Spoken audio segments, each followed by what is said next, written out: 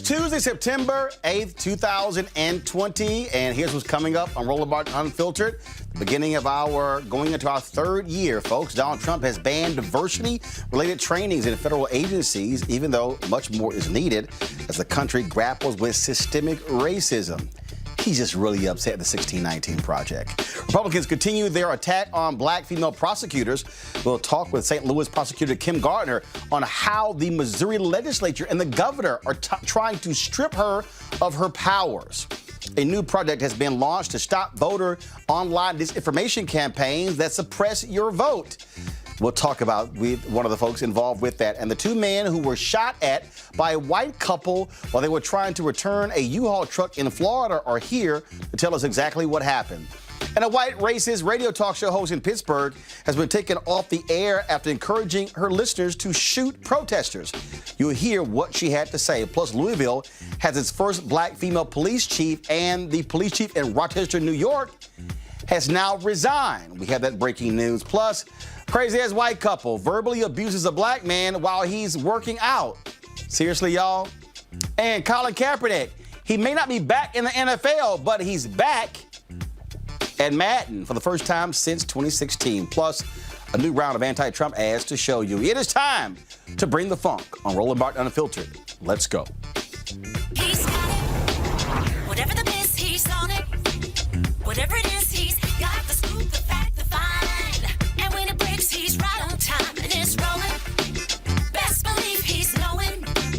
Putting it down from sports to news to politics. With entertainment just for kicks, he's rolling. It's on go, y'all.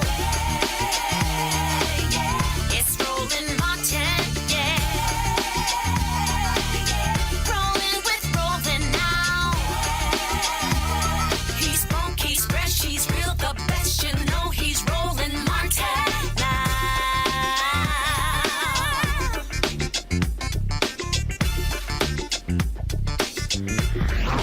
Martin. Donald Trump continues his focus on white people. Yes, targeting white voters. It's real clear what he is doing. He has now banned diversity training, labeling it divisive anti-American propaganda. It came to Trump's attention that millions of dollars of taxpayers' money has been funding the trainings. Well, in the two-page memorandum from the Office of Management and Budget, Director Russell Vaught, the president demands that federal agencies stop using taxpayer dollars to fund these various trainings. The document stated that the sessions engender division and resentment within the federal workforce. Let's not forget that previously Trump said he does not believe the U.S. has a systemic racism problem. Here we go. Let's talk about with our panel, Malik Abdul, a Republican strategist, Kelly Bethea, communication strategist, Mustafa Santiago Ali, Ph.D., former senior advisor for the Environmental Justice EPA. Mustafa, I'll start with you. You've worked in the federal government. What do you make of this? I mean, this is just the latest Donald Trump. Hey, how can I appeal to white voters so I can win in November? He's just continuing to try to fan the flames of division, create chaos wherever he can. It's actually, it would be laughable if there wasn't so much seriousness attached to the things that he does. I used to actually be, a national trainer when I was in the federal government, probably about the middle part of my career. And it was amazing to see folks who many times had never really interacted with each other coming together and being in a space where they could begin to unpack stuff and begin to dismantle, some of the antiquated thoughts that some of them had. And if you don't have these opportunities for people to, begin to really unpack many of the challenges that have been built into our system, then you're doing a disservice. He knows what he's doing. And the interesting thing is he doesn't also realize that he's hurting a lot of small businesses as well, because many of them are the contractors that actually conduct the trainings. Of course, many of those are contractors of color, but some are not. So not only is he, hurting the federal government and the journey that it's been going on to try and get it right, but he's also hurting small businesses. So, Kelly, what do you make of this again? This targeting of diversity training, calling it anti-American propaganda? It's typical Trump. That's what I think of it on its face. But what's more insidious than that is the notion that we are in a society that these kind of trainings are not necessary or that they're not needed. That couldn't be further from the truth. As we are becoming a more diverse nation, we still have these antiquated thoughts, like Mustafa had alluded to, regarding race and regarding our interactions with other races. And it is critical at this time to have training such as this so that we don't repeat history. And just, to give people just a little bit of perspective with this, even as diverse as we see society today, especially like, for example, with Congress, we have applauded Congress being the most diverse Congress ever, but that only means, it only means that only, I want to say 53 members of Congress are people of color or Black specifically, but there are 535 members of Congress. So that's a problem. Because that's not reflective of what our nation is. It's not that we only, like in perspective, we have a lot more people of color in this country than what is reflected in our Congress. And what is reflected in our Congress is something that is antiquated. We need to change that. And we need to change it in the federal government as well. And the fact that Trump does not want to do that, the fact that Trump is adamant about stopping that. Got it. That's a problem. This is the memo right here. Go to my iPad, please. This is the memo. And this is what's interesting here. They write, it has come to the president's attention that executive branch agencies have spent millions of taxpayer dollars to date, quote, training government workers to believe divisive anti-American propaganda. For example, according to press reports, employees across the executive branch have been required to attend trainings where they are told that, quote, virtually all white people contribute to racism, unquote, or where they are required to say that they, quote, benefit from racism, unquote. According to press reports, in some cases, these trainings have further claimed that there is racism embedded in the belief that America is the land of opportunity or the belief that the most qualified person should receive a job. I'm confused here. This is a memo from the director of the Office of Management and Budget. He's citing in the second paragraph press reports. Don't you think the director of the Office of Management and Budget should actually get the details himself before you do this? You literally are saying, oh, we read this in the paper or on television, so therefore we're not going to ban the trainings, as opposed to actually finding out what the trainings actually were. This is laziness. Hold on 1 second, having some audio issues. Guys, let's get the mic straight. Okay, you need to unmute yourself. Now try again. Okay, all right, keep going. You're very low, so guys, you're very low. No, guys, I'm hearing him, but he's very low.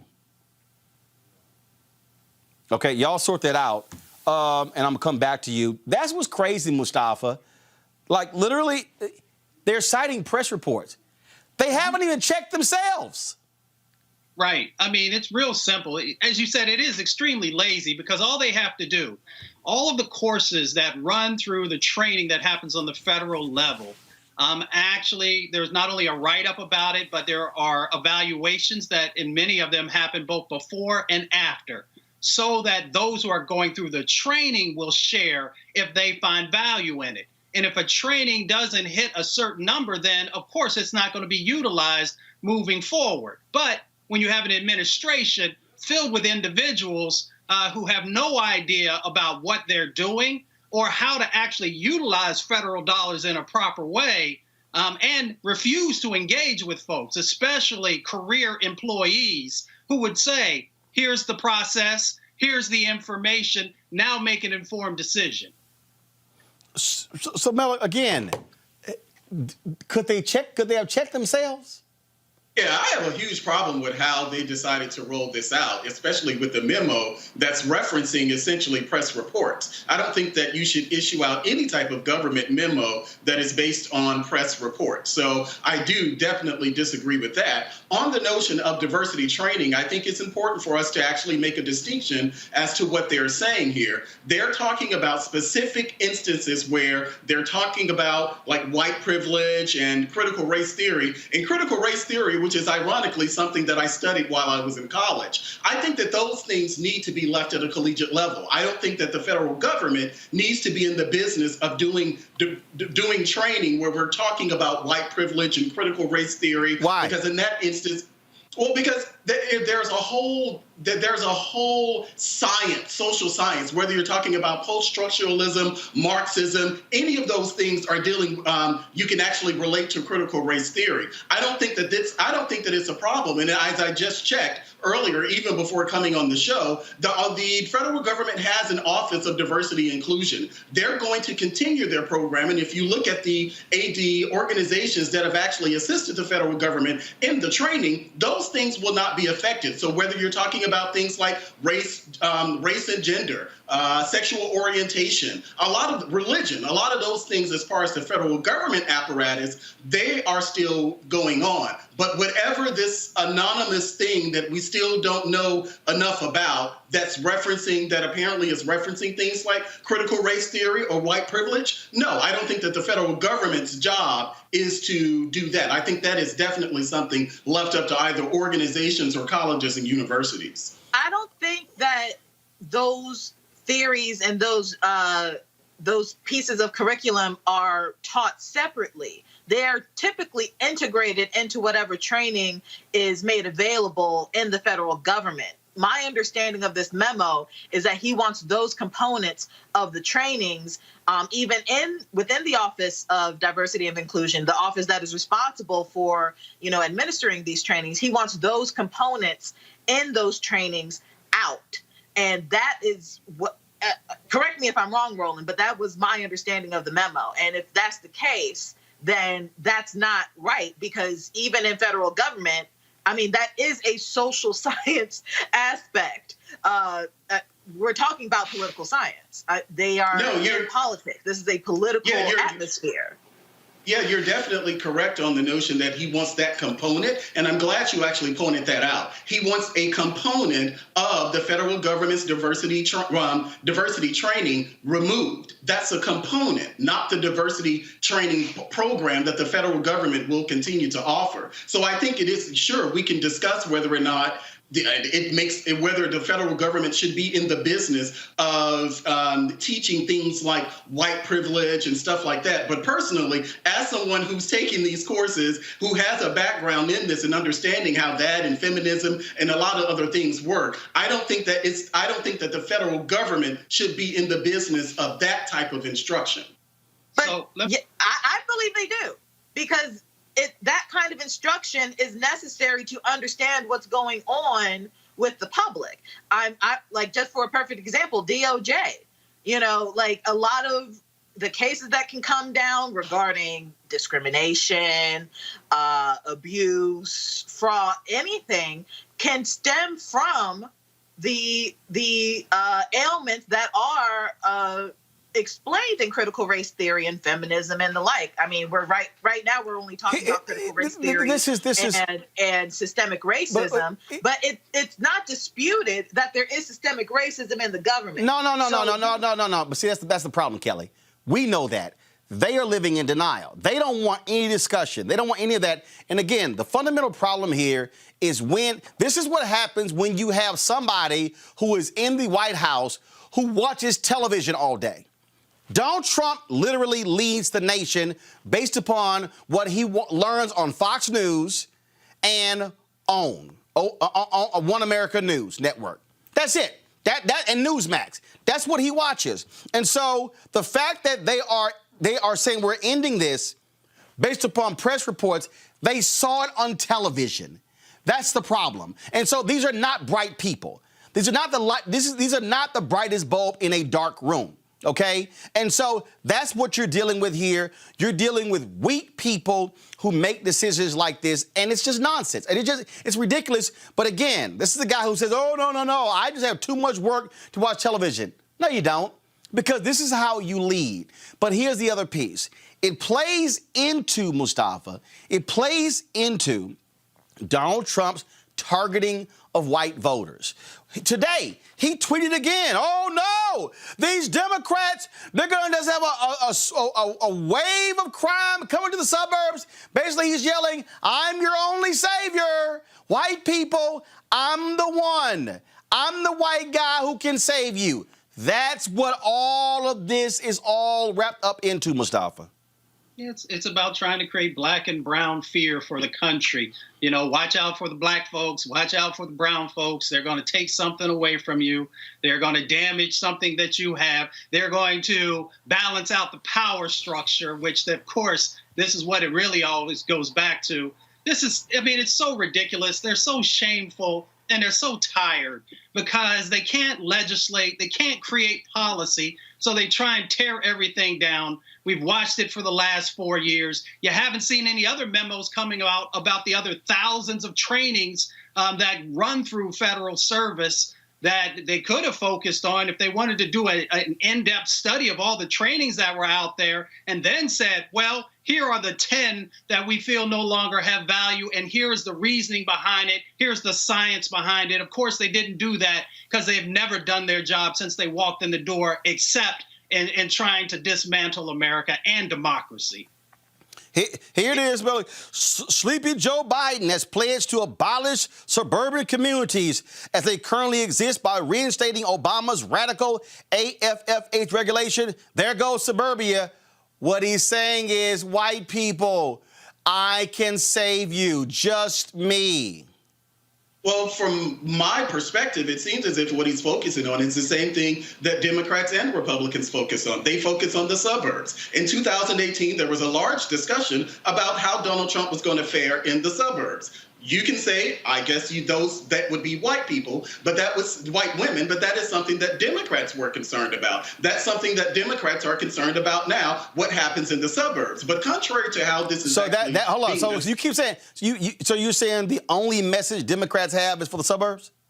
No, I'm not saying the only message that Democrats have. Democrats are running a message trying to get the voters that those suburban voters, as we are saying, that they're white women voters, but those same suburban voters that we've been talking about since 2016, these are the same voters that exist now. No, it's not. Talking about white women voters. No, it's not. Now, it's not the same. It's not the same voters. It's not. The reality is, and again, you're now seeing other mainstream media outlets finally wake the hell up. Donald Trump is making overt appeals to whiteness.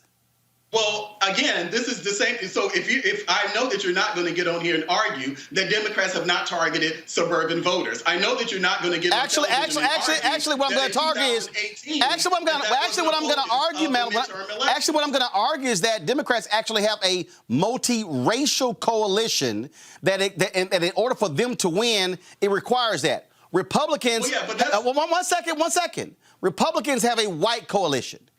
There's a difference. Republicans appeal largely to white people. Facts. That's not an opinion. Those are facts. And Donald Trump is trying to hyper appeal to just white voters.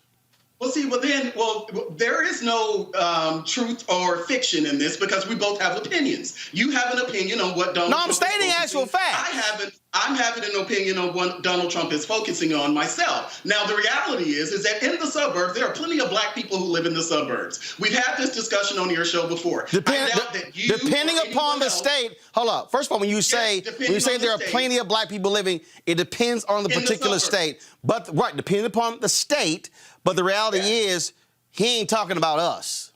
But see, but again, that's your opinion role, and I'm fine with you having that opinion. I have a different opinion, but I'm not going to sit and belittle your point because you feel as if he's talking about white people. The reality is that the Republican Party across the board, even before I decided to become a Republican, the Republican Party has been associated with white people in the same way that 90% of black people vote Democrat, and black people are associated with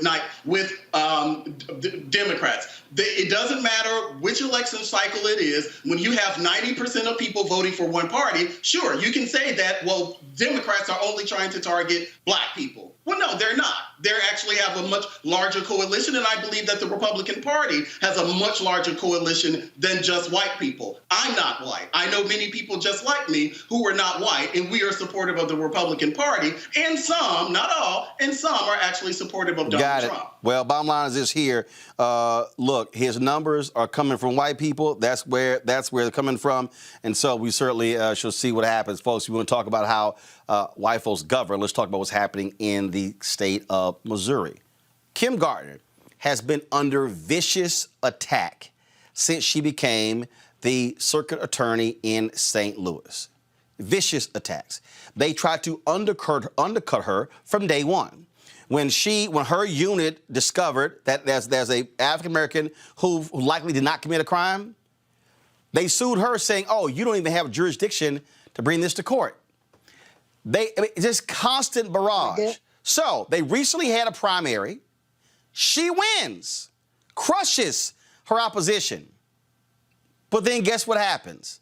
They then turn around in the legislature and tried to strip her of her powers. State Senator Bob Onder believes that Governor Mike Parsons should have the right to remove Gardner from office if he wants to and replace her with the prosecutor of his choice. Onder proposed a bill that gets rid of the residency requirement for St. Louis police officers and lowers the age for adult certification for armed criminal action to 14 years old, as if Gardner cannot execute her job. Well, Governor Parsons said he plans to unleash Republican Attorney General Eric Schmitt on criminal cases in the city. He gives Schmitt permission to prosecute cases if 90 or more days have passed. Now, of course, Gardner is the first black person elected as city prosecutor. She joins us right now. I mean, this is you campaign 60% or more of the vote, you win the primary.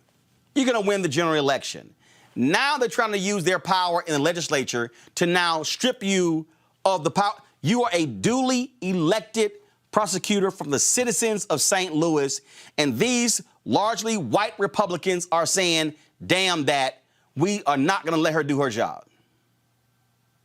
Well, thank you, Roland. Thank you for having me. And that's correct. It's the people overwhelmingly elected me in August 4th to be the elected prosecuting attorney in our jurisdiction. And the Republican Party has decided, led by President Donald Trump, Senator Josh Hawley, Attorney General Eric Schmitt, as well as Governor Mike Parsons, that they were going to use this opportunity to take the elected prosecutor and usurp the will of the people by voter suppression to feed into this line of attacks that you see with African-American female prosecutors around the country, that now they're saying we don't want them to be elected, so now we're going to take their prosecutorial discretion, which prosecutors have had for over 140 plus years in my position. And why is it different? And this legislation is dangerous. This legislation is targeting me only. We have 114 other prosecuting attorney offices around the state of Missouri, and I'm the only one that this bill targets. It unfairly gives the investigative agency, the police department, the ability to usurp my power, the elected prosecutor, to call in the attorney general. That's never been done. They're using this as a violent crime initiative that they're pushing. That's a false narrative that, most violent crime in our city is unsolved because lack of witness and victim participation. They also fail to realize that a murder case cannot be investigated within 90 days. Most murder cases are unsolved for many years. There's no statute of limitations on murder. So they give a 90-day window, which is unrealistic. And they're using this same narrative that you see across this country where they're injecting themselves to say that we are the cause of violent crime. And that's simply not true. And that's the problem. So, so you're saying out of the 114 prosecutors in the entire state, nobody else has been targeted but you. How many other prosecutors in Missouri are black? To the best of my knowledge, it's me and Mr. Wesley Bell in the St. Louis County. I'm in St. Louis City. So you're in St. Louis City. Wesley Bell is in St. Louis County. And so you're the only two blacks in the entire state, but they're targeting you. Yes. And this bill by the sponsor, like you said, Senator Onder, specifically said this bill was about Kim Gardner. And that's where the attacks on African-American reform-minded female prosecutors is different, even for our male counterparts. This bill is said to be the Kim Gardner bill, and that's how it's being pushed. The legislative intent is for Kim Gardner. And as we know, this is also from the attacks of President Trump, who decided to use this, as well as the governor. They're using this around the country to attack reform-minded prosecutors. Even William Barr said this is because we're causing lawlessness. And that's the farce, a lie that they're perpetuating because they have no other platform but to run off of fear and misinformation. And that's been led and championed by Missouri Governor, Attorney General Eric Schmidt, as well as, and both of them are unelected, by the way, and also have a November election like me. I'm also running in the general election, November 3rd. And so they're unelected. So this is their platform to say that they're going to take care of the violent crime in the city of St. Louis by silencing the will of the people. But it's interesting. They never address the reasons, the root causes of what drives individuals in the criminal justice system. When I was a former legislator, and I was there when now Governor Parson was a senator, as well as now Attorney General Eric Schmidt was a senator, and they took the vote to gut our gun law, to enact stand your ground, and basically did away with putting restrictions on access to guns. And also in this legislation, they also lowered the age to actually give a gun to young kids under the age of 14 in this legislation. But they want to talk about tough on crime. They actually get access to social services that also help drive or to eradicate people going to the criminal justice system. And they actually defunded more than any other governor education in our state. So they have created the perfect form of hopelessness in terms of their bad policies, but they want to blame it on the first African-American female reform-minded prosecutor in the city of St. Louis. And that's a problem. And again, this is what happens. These are Republicans. These are white Republicans in Missouri they're trying to keep a duly elected black prosecutor, black people from doing her job. It is the same crap that white governor Republican Larry Hogan in Maryland did to Marilyn Mosby. All of a sudden telling the Democratic Attorney General, take over these cases, as if she can't do her job. And I agree. And that's where these attacks that you look at African-American reform-minded prosecutors, like you said, Maryland, look at Kim Foxx, look at Aramis Ayala in Florida, how they took over, the Attorney General, the governor, took over her cases because of her stance on issues with the death penalty. And there's many other examples of how this is the trend. And that's why we have to say enough is enough, because when you take away the discretion of a local elected prosecutor that people elected you're accountable to the people. And you're elected every 4 years. And so when you're silencing the will of the people, that shows me that you don't care about the people of the city of St. Louis, because I wasn't just voted back in. I was overwhelmingly voted as a testament to the people saying we want reform. We want this vision of moving this community forward. And we want this prosecutor to do that work. And why is the Republican Party so eager to silence the will of the people in the city of St. Louis? That's a problem. Voter suppression all day.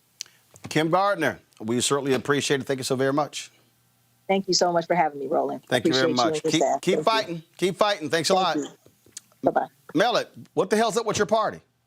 I'm not sure. Actually, I thought you were going to ask her why did she think that the other black attorney general, why wasn't he? No, he's not. He's not. First of all, so let me help you out. I'm sorry, not attorney general. No, all right. So let me help you out. First of all, Kim Gardner was elected in the city of St. Louis. Wesley Bell is elected in the county of St. Louis.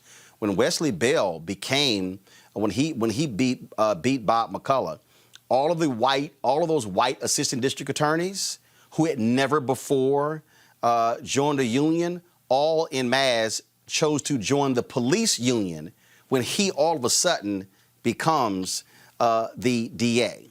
And so there have been efforts there by white folks in Missouri to actually impact both Kim Gardner as well as Wesley Bell. The difference here is if you look at the history here, and we've had Kim on this show multiple times, in the case where her unit said that this black man did not commit this crime and should be freed, they are still blocking that black man from being released from prison. They do not even want the evidence to be presented. They took her to court saying she didn't have the jurisdiction to fight. They tried to come at her even with just, basic stuff in the city. She had to sue. She won about her jurisdiction as well.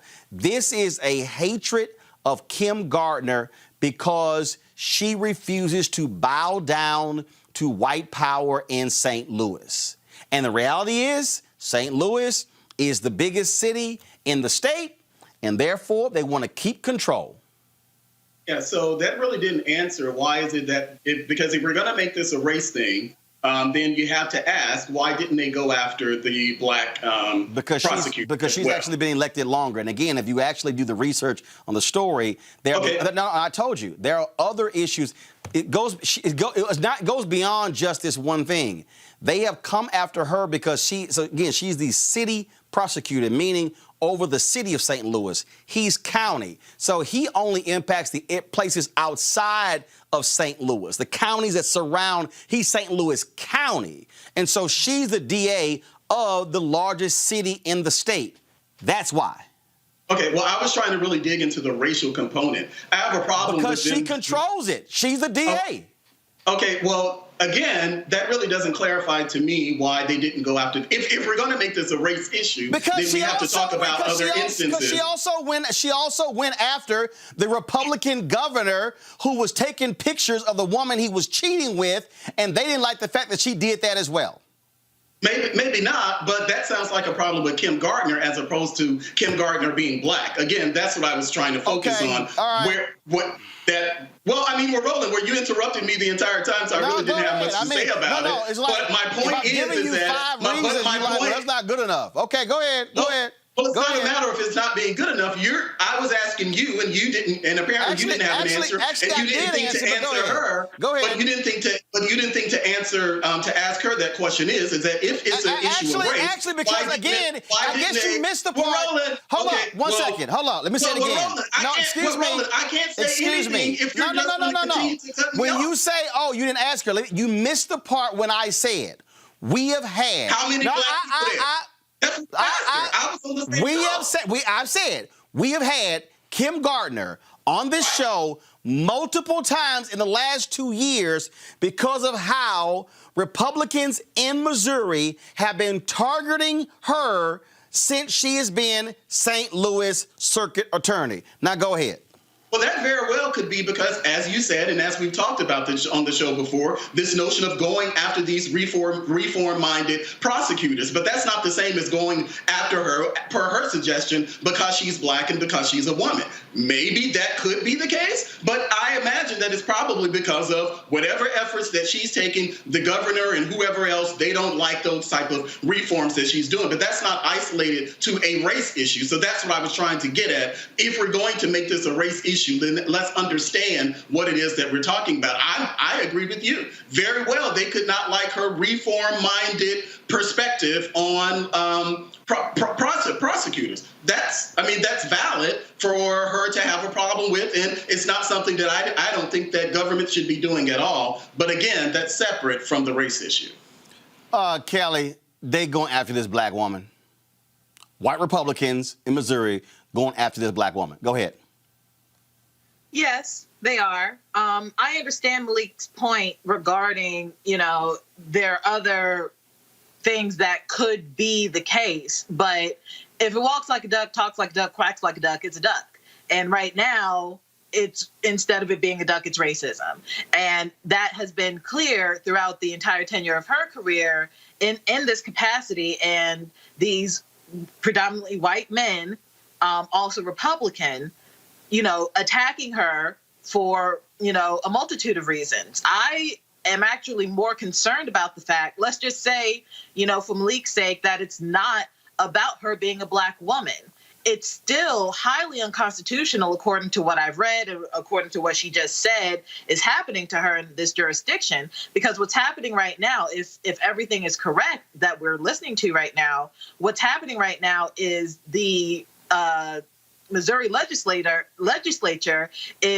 has come up with a bill of attainder, which is literally legislation that is targeting a specific person or group of people. Now, if this legislation is true and it's only affecting her, and they're literally calling it the Kim Gardner bill, by default is unconstitutional, and it shouldn't be in place at all, and it shouldn't be able to be pursued or enacted, because just by us, being governed under the Constitution, it is unconstitutional, race aside. So whether she's Black, it's because she's a Black woman, or whether it's because they literally are calling this her name bill, either way, it's wrong. But no, I definitely agree with you that it's predominantly because she is a Black woman. But again, just in case it's not, they're still in the wrong by targeting her in this legislation. It's amazing. It's amazing, Mustafa. You just don't quite have this happening with white prosecutors. But all of a sudden, it's strip of her power, say she couldn't pursue a case with trying to free a man from prison. I mean, we can go on and on and on. I mean, again, if you Google, her efforts, Kim Gardner and Missouri Republicans, I mean, it has been a constant barrage. They are, in essence, harassing her to keep her from doing her job. Exactly. So there's 114 folks in Missouri who hold the same position she does, but yet she's the only one that's being singled out. Then there must be, a racial component to it. Now, maybe that's not enough. So for Malik and others, let's use some logic here. So we know that St. Louis is primarily, or has a very large African-American population. Those folks chose her to be in the position that she's in.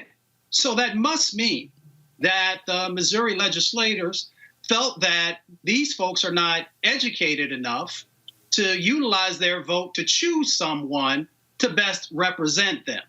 So I'm not sure how anyone could not see that there is a racialized component to this, considering you are now telling a Black city that your choices don't have value and that we are going to use our privilege and power to make decisions for you. The Republicans cannot explain. They can't explain what they're doing. They can't. They can't. They just simply can't. I mean, it's been one after another. I mean, she has sued. She has had to sue and get a judgment saying, no, she does have the power to run her office the way she sees fit. Then when she tried to create this integrity unit that goes back and looks at cases to ensure folks are found guilty, she finds overwhelming evidence that the brother didn't commit a crime. They tell her, no, he's staying in prison. You don't even have jurisdiction with this. It's just this constant. They poured massive amounts of money into super PACs trying to get her to lose. She wins 60% of the vote. Still not good enough for them. And here's the piece here. St. Louis is not majority Black city. What you're dealing with there is that really African Americans make up 45% of the city, whites make up 44%. What you're dealing with is this is the power struggle. This is the same thing we talked about was happening in Portsmouth, Virginia. This is the same thing that's happening in other cities across the country where African Americans are flexing their political muscle, and then there are those who say, we want you just to stay in your place. That's what is going on. All right, folks, got to go to a break. When we come back, we're going to talk digital voter suppression, speaking of what Republicans are also leading on. We'll talk about that next on Roland Martin Unfiltered. Hi, my name is Ava DuVernay. I'm a filmmaker, and you have just one vote. Use it.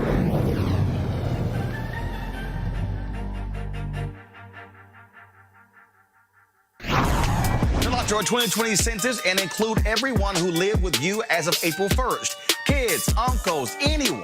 They don't even have to be family. Now remember, this count helps inform where billions in federal funding goes each year. So shape your future and start here at 2020census.gov. All right, y'all, let's talk digital voter suppression. That is, Stop Online Violence Against Women has announced the launch of a new Stop Digital Voter Suppression project to ensure American votes will not be suppressed by online disinformation campaigns. The new project, endorsed by the National Coalition on Black Civic Participation, Black Women's Roundtable, MoveOn.org, and others, will focus on messages that use digital media to suppress the votes of targeted communities through disinformation originating from foreign or domestic sources. Joining me now is, to talk about this, is social media analyst and diversity strategist Shireen Mitchell. Shireen, glad to have you back on the show. So folks who don't understand, what is it that y'all are seeing when it comes to, again, in 2020, which we saw in 2016, this effort to suppress our votes on digital side? So we've already seen, I think there was a report that came out last week that basically said that there's still Russian actors and other actors pretending to be Black activists, Black people, to basically suppress the vote. We put out the first report that said this in 2018, basically documenting what the 3,500 ads that came from Russia were about. And basically said that they were using Black culture, Black identity to basically suppress the vote. And so not only have we seen this now in 2020, but this has been going on for the last 4 years with very little that has been done about it. And we've been having issues with it.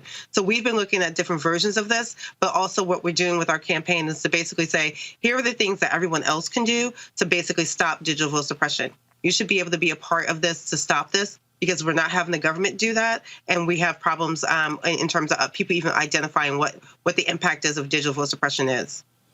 So what have you been seeing this year, and how is it ramping up?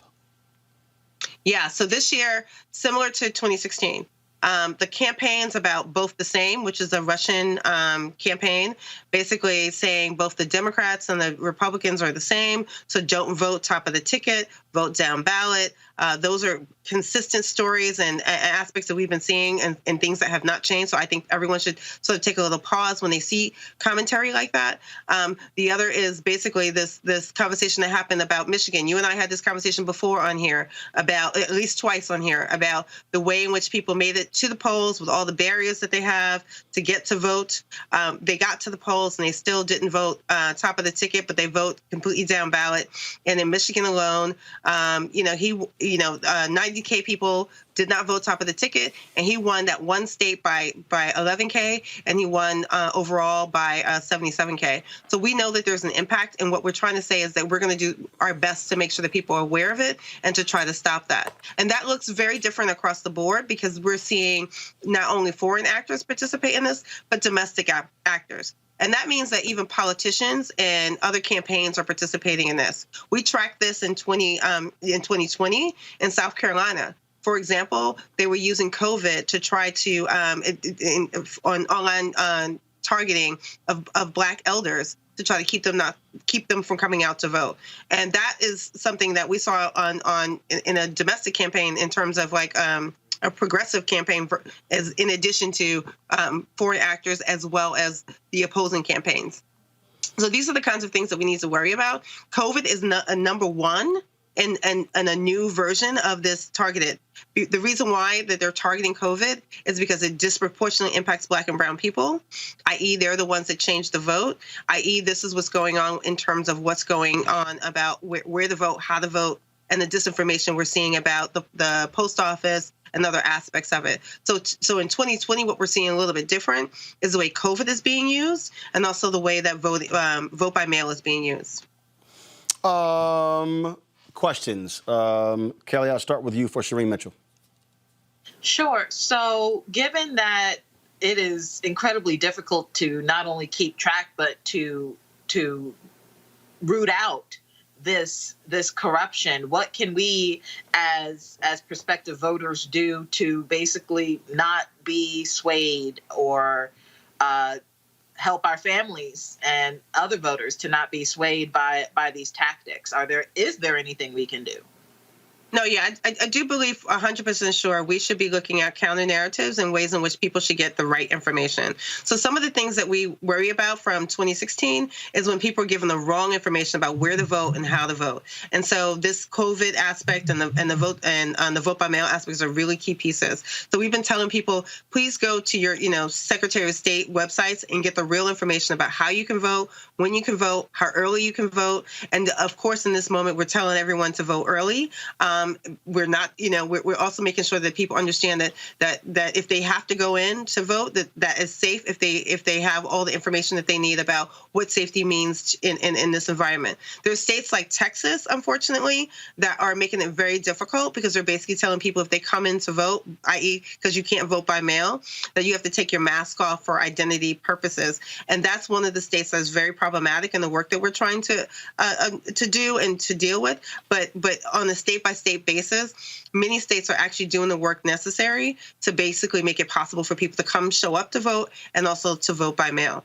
So what I say to people is, please check with your Secretary of States and make sure you know what your options are. But also, if your secretaries of state are being barriers, to basically say we need some changes here for those who need to vote in a certain way that can't.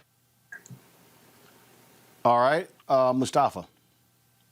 So Roland had shared the coalition that's a part of this. Is there space for other organizations to be supportive as well? And hopefully there is a vetting process also even for those.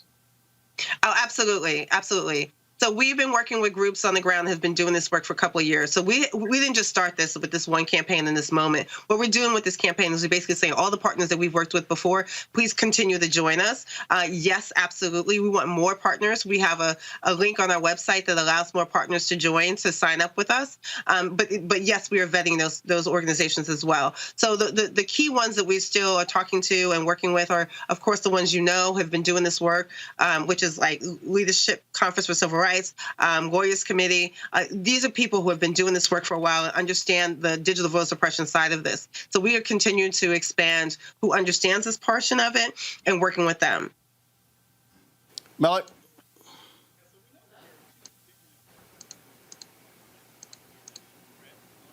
All right, something wrong with your microphone again. Guys, what's going on?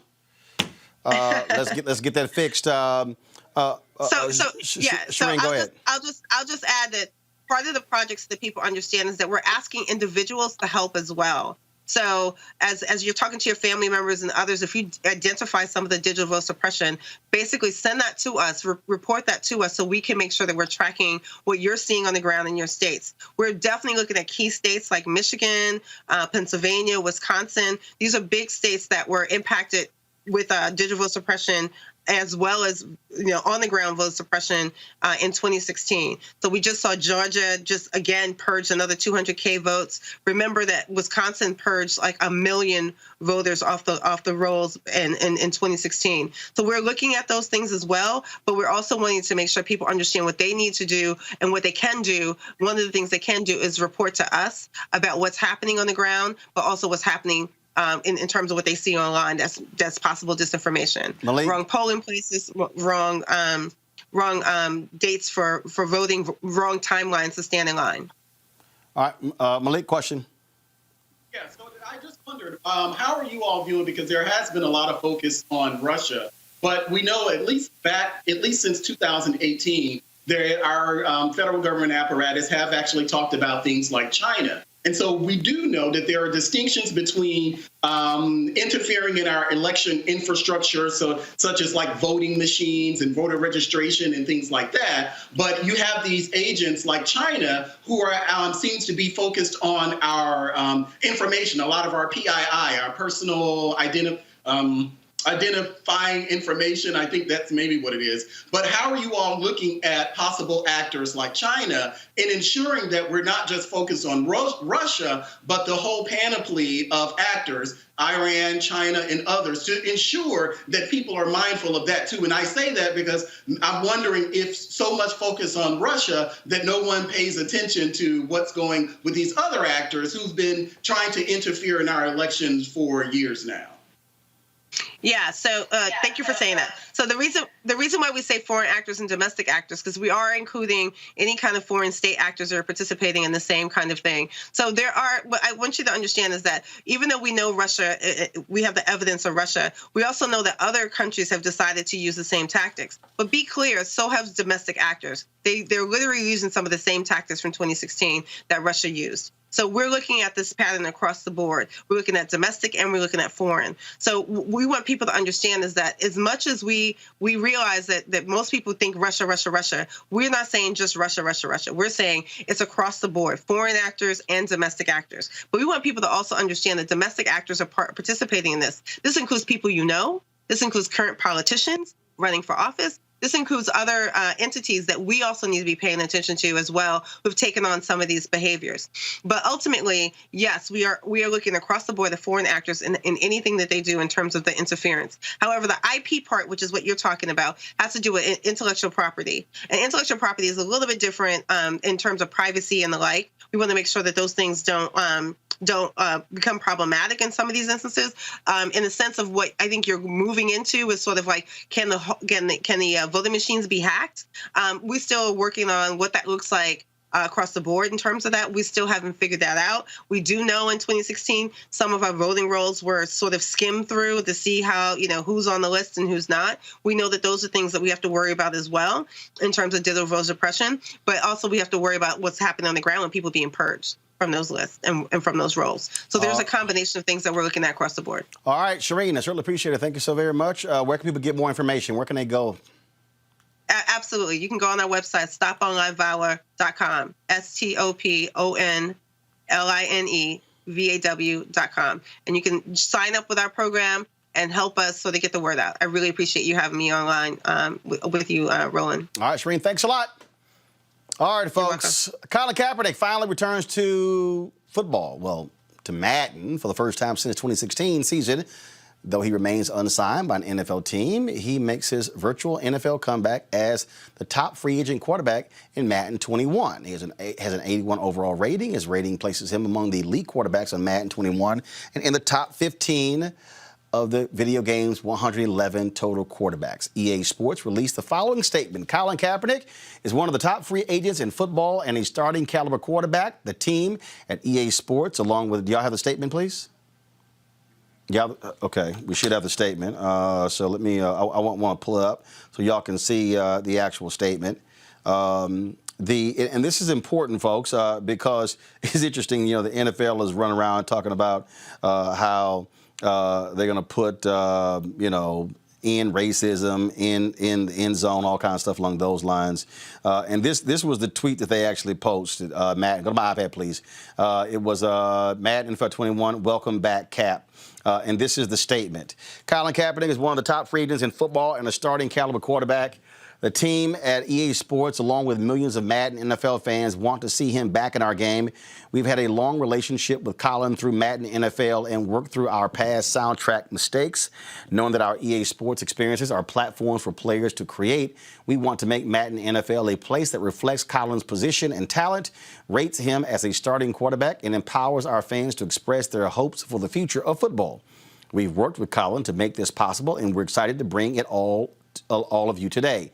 Starting today in Madden NFL 21, fans can put Colin Kaepernick at the helm of any NFL team in franchise mode, as well as play with him in Play Now. We look forward to seeing Colin on Madden NFL teams everywhere. Kind of basic here, Kelly, that you have an NFL player, a guy who should be the NFL, clearly still one of the best. And for all of this talk, the NFL is about, social justice and Roger Goodell saying, I wish we had listened to Colin Kaepernick. Let's just be clear. There are 32 NFL owners who are saying, we are going to continue to whiteball this man because he dared to actually take a knee and speak up for social justice. They are making an example out of Colin Kaepernick. And they have been for the past, 4 years now. And it's really unfortunate because we have clearly seen a shift in the society's perspective as to what's going on, specifically when it comes to the Black Lives Matter movement. But even more specifically when it comes to what kneeling actually means. It is clear, and it has been reiterated time and time again, that the kneeling was actually inspired by a veteran who is a war hero. And the fact that we are still in a space that tries to dispute that is just incredibly ignorant in general. And the fact that the NFL still ascribes to that ignorance after everything that we've been talking about, after everything that's gone on for the past 4 years, it is incredibly unfortunate that you are literally wasting someone's prime years just so that you can keep egg off your face. But ironically, you're getting egg on your face anyway by not having him on somebody's team. There are plenty of teams out there who need a Colin Kaepernick. There are plenty of teams out there who need a quarterback in general, and he is elite. And that's even more surprising that after 4 years of being whiteballed, he's still on paper one of the best quarterbacks that we have in the league should he actually re-enter. So the NFL just really needs to get their act together and find a team for this man, because he is still capable of getting a championship for whatever team that he decides to join. This real basic, Malik.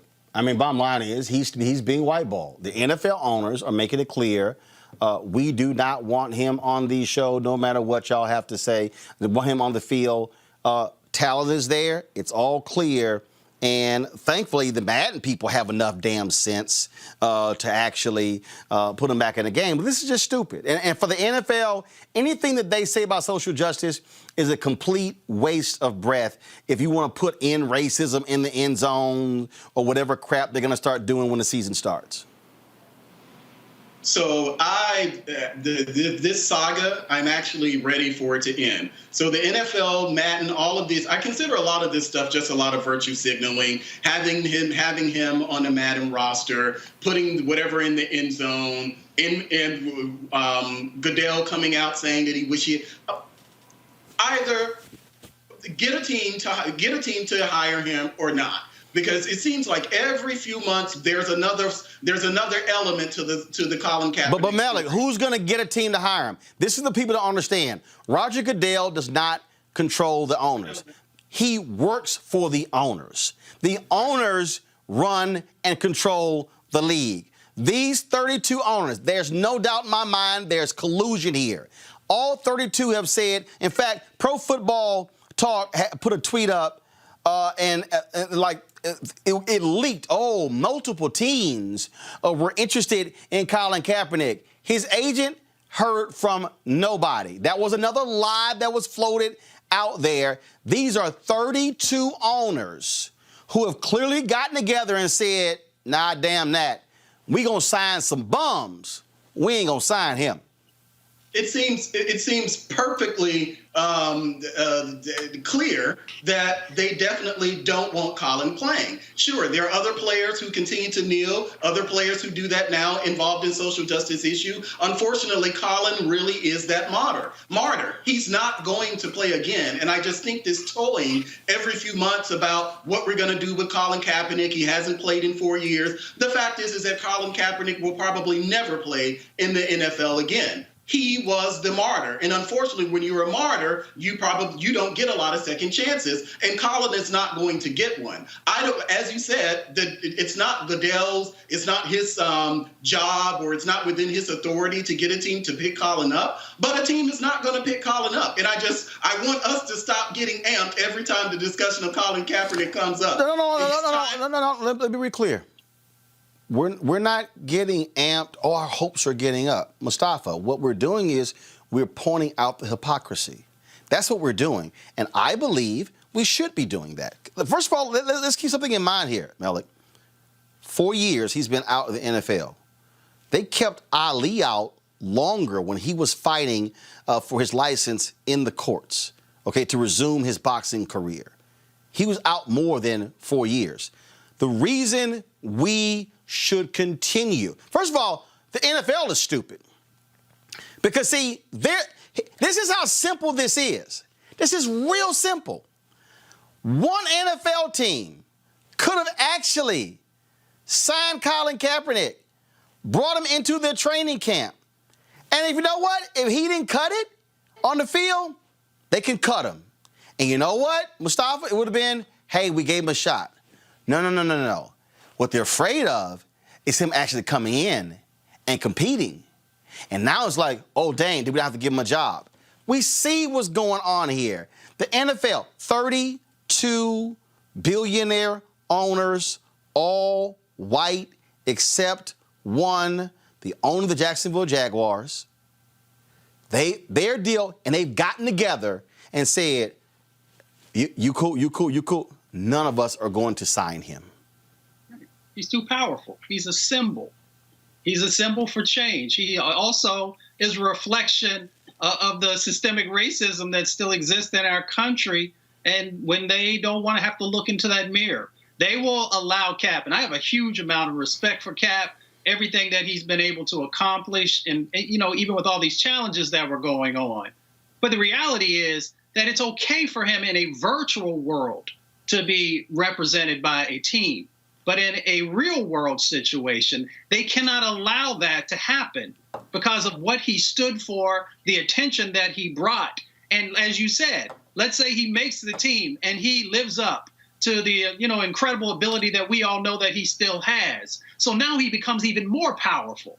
So if he becomes more powerful, how do you control if he continues to highlight injustices that are going on? In the NBA, they see how strong LeBron is, and even though LeBron is surrounded by other brothers who are willing to stand up, imagine if you had someone in the NFL that powerful who can actually then translate that power into the changes that actually have to happen. That's why they don't want Cap to be in the game, not only utilizing his talent on the field, but also his ability to frame the direction that they need to go into and that our country has to go into. But here's the deal here. And go to my iPad, please. Colin sent me this jersey. That's the now you know the previous Kaepernick jerseys were black jerseys, and the number was white. Now this jersey, the black is black. The 7 is black, and Cap on his back, Kaepernick on the back is black as well. And so, look, I think it's a great thing. And look, we're gonna keep putting pressure on him, but calling them out for what they do. All this other window dressing, means nothing. Means nothing. We know what's going on here, and that is the owners, the ones who truly control the NFL. So, want to impact them, and they're going to be people who are going to just stop watching and no longer watch, buying products or whatever. I still think what really would have been more effective had there been a truly organized boycott. It was too disjointed. No one really took control of it. Had that happened, it could have been impacted, and so it goes. All right, folks, let's talk about the craziness in Florida. As 2 black men were returning a U-Haul truck at a Tallahassee, Florida strip mall, a white couple started shooting. Charles McMillan told his 10-year-old son and another passenger to take cover. As the white couple approached with guns in their hands, McMillan sped off. There were no injuries from the encounter. Charles McMillan, Kendrick Clemens, and their attorney, Charles G., join us right now. Gentlemen, glad to have y'all on the show. This had to have been scary as hell. You're just trying to return a U-Haul truck. Yeah. We were just returning a U-Haul truck, dropping it off, and we took the time to just clean the truck out, get some trash out of it, different things that was going on. And we actually was looking for a trash can, walk through the parking lot. And once we got it secure, Charles backed it in and got in the truck, and he was like, I'm just going to log in the miles and the gas. You have to do that on the U-Haul app. So as he's doing that, we're just sitting there, and all of a sudden, pow, shot goes off. So... And so this couple, were they working at the U-Haul place? Were they just there? Like, where did they come from? Well, from our understanding, this couple actually owns the strip mall. And from the reports of what they said is that they had reports of theft of people siphoning gas from U-Haul vehicles. Now, investigation is still ongoing now, but it looks like they possibly owned the franchise, the U-Haul location there in the past and recently sold it. But they decided to take matters into their own hands, camp out in a U-Haul vehicle, and wait until they saw the alleged suspects. And when they saw that my clients were black, they just opened fire and just came to the determination that these two gentlemen must be the thieves that vandalized their property sometime before. So basically, Kendrick, y'all the latest Trayvon Martin, and Charles, you can speak as well. So essentially, so crime happened before. Oh, we see black people. Oh, that's them. Same thing happened with Trayvon. Same thing happened with Ahmaud Arbery. I just want to say really quick, and Charles, you can chime in here, that these gentlemen could have easily been the next Ahmaud Arbery's. Our prayers go out to that family, but thank God that these two gentlemen weren't the next casualties. The 10-year-old son of Charles McMillan could have easily been the next Trayvon Martin. And what we're seeing is this wave of anti-black vigilantism where white people that are racist want to take matters into their own hands, become the cop, the judge, the jury, and executioner all in one moment. Go ahead, Charles. And I definitely agree. These guys, they were prepared to pretty much take on a war of multiple people. Once they figured out that someone was there, they just decided to start shooting with no remorse. Not alone, the police was still probably not even 5 to 10 yards away from them, and they started shooting. Didn't even look and see the police there. So it's just a sad situation, and like Charles said, for something to hit this close to home, and my son to experience this, I still can't understand it, and it was over a week ago. So how have you had to explain to your child what happened? It's hard. He has questions. Right now, we're seeking professional therapy and counseling for him and us both. But he has a lot of questions. He don't understand a lot because he's that son that wants to be just like his father. So he don't see no wrong in my eyes. He don't see that I can do no wrong. So he want to be just like me. So he definitely don't understand why this could have happened to us. Kendrick and Charles G., I mean, this is the thing that people don't talk about, that when black people go through this, it's traumatic. It's PTSD. Nobody wants to have a gun pulled. Nobody wants to have gunshots fired at them, knowing full well that you could have been shot or even killed. Nobody wants to have to sit here and be slammed up against a car by cops. Nobody wants to be accosted by racist white folks yelling and screaming at them. That stuff white folks don't have to go through, and you now have to live with that every day for the rest of your life. Well, when Mr. McMillan came into my office, one of the concerns that we talked about is he says, what happens when my son moves away out of the house? What happens when he has to run a U-Haul? What happens when he moves into his college dorm or gets married and moves into his first home? And that 10-year-old child has to live with that for the rest of his life. At the end of the day, we put this thing into proper context. The way these gentlemen were stereotyped, Mr. McMillan rented that U-Haul, transporting office furniture from one business location to another business location. And to have his son around him, shadowing him in that moment, and it to end in gunfire, it's still puzzling. And I can only imagine what him and his family are going through, and what Mr. Clemens and his family are going through as well. Charles McMillan, final comment.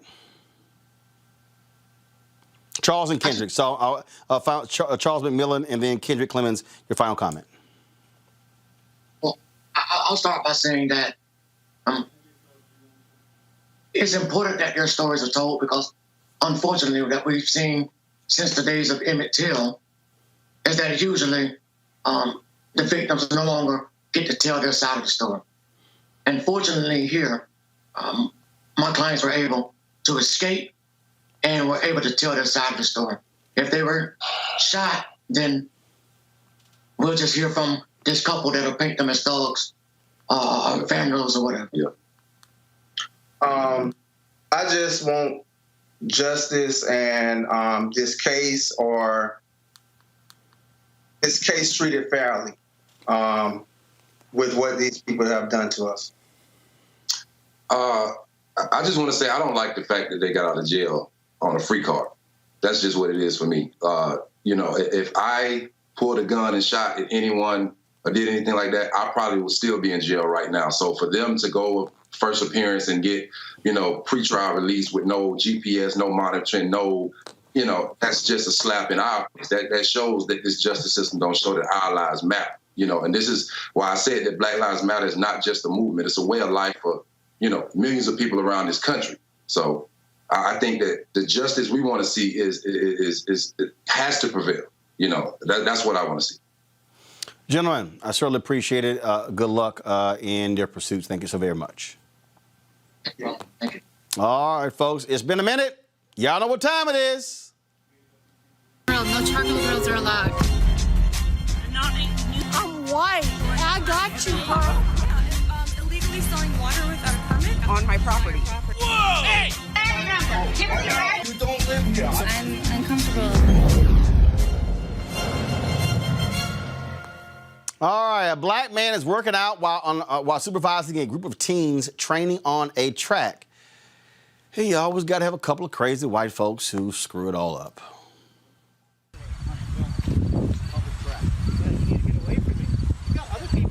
Come on, sir. Let him do his workout. Leave him alone. It doesn't. He can move down there. What difference does it? This is track anyway. I know. So you're gonna kick her off too? How come you're just bothering him? I know. So she can stay, but he can't. Occupying the track. Why don't you just go around him? Leave him alone. Why we have to go around him? Why come he can't move down here like everyone else? He's not. Just do your workout. Leave him alone. Thank you. There you go. Okay, but you're telling All right, but leave him alone. You're being a hypocrite. Are you a judge? I'm a judge. Right. So you're the I'm walking here minding my own business. No, you're not. Right. No, you're not. You're harassing this man. This guy standing in the track. No, you're escalating. How am I escalating? You're being right on the track. We've been here our whole life. You're not going to tell me what to do. We've been here 52 years. 52 years. Everyone's minding their own business. I graduated in 1980. Nobody cares. Why are you harassing people? Who cares when you graduated? Go do your thing, sir. You need to, because you're the one that's causing a problem. Even the people, they won't go right backward. Shame on you all. Just leave. Shame on you. You don't even know the rule. What are you getting on the track? The problem is you're standing in the track. Everyone else walks out here. Everyone else can walk out here. What'd you say, sweetheart? Because we're number 8. Number 8. Exactly. It's okay for you to do it, but not for the gentleman. Jumping jacks and doing push-ups. But you don't say anything to the little girl. Okay. Lord, he didn't say anything to that little girl. Of course not, but she's on the track too. Do not lie. Do not lie. That's my question. Why is it okay for me to stand here when he's standing in the same lane? No, you stand here, little girl, baby. No, she wasn't. She was right here with him. No. Shame on you. Just go away. No, he lied down there on the track, and he walked. She, the little girl, walked. What he said. You don't own a lane. That's right. You don't walk all here. I'll do my push-ups here. I'll do whatever I want, man. Sure. But this is a track. Do your push-ups and no one will bother you. Why does everyone else does their stuff down there, lady? If you are lane 8, just say lane 8 and go get out the way. No, he doesn't. He stood here the whole time. There's nothing wrong with standing here. Yeah, there is. This is a running track. And if someone is still in the way, you just move past them. Why do I have to move? I come here to run and walk. And there are all these other lanes. About the law. It's about just social Sweetheart, walk around. Come over here. Everyone else wants to walk down here and work out. Am I doing anything wrong? Let's go. You hear this? Great idea. Police. Are you the police? How do you know who I am? Do you know who I am? Nobody Nobody cares who you are. Wait, man. Well, this is the United States of America. I'm not going nowhere. If I want to stay out here till 5 o'clock in the morning, I can. So don't tell me go anywhere. Have we asked you to leave? You notice you're only targeting one person? See? Non-stop talking. Non-stop talking. Never admit you are wrong. I told you know what he's going to do. You know what he's trying to play right now. What are you talking about? Trump 2020. Donald We Trump. all knew that. We want Trump. Trump Okay. 2020. All right. Hell to go Biden. Those are Biden's. Probably that last part right there explained it all, Mustafa. Trump 2020. Trump 2020. That was just stupid. Like you're upset because you want to run in lane 8. There's 1, 2, 3, 4, 5, 6, 7 other lanes. It's 2 people, white man and an Asian woman. Y'all are hell bent on lane 8. First of all, anybody who runs track knows that's the last lane your ass want to run in. Lane 8, lane 1 and lane 2, lane 1, lane 8 are the worst lanes to run in track.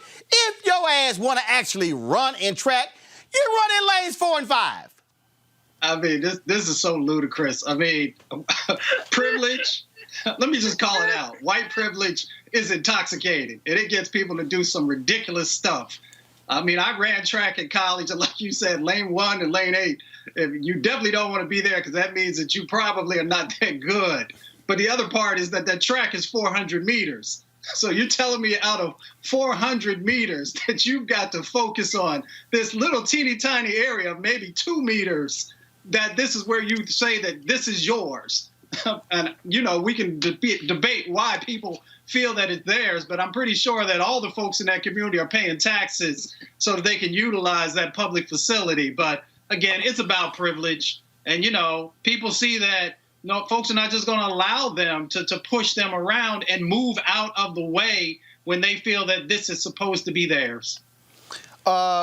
There's a reason this segment is called Crazy Ass White People.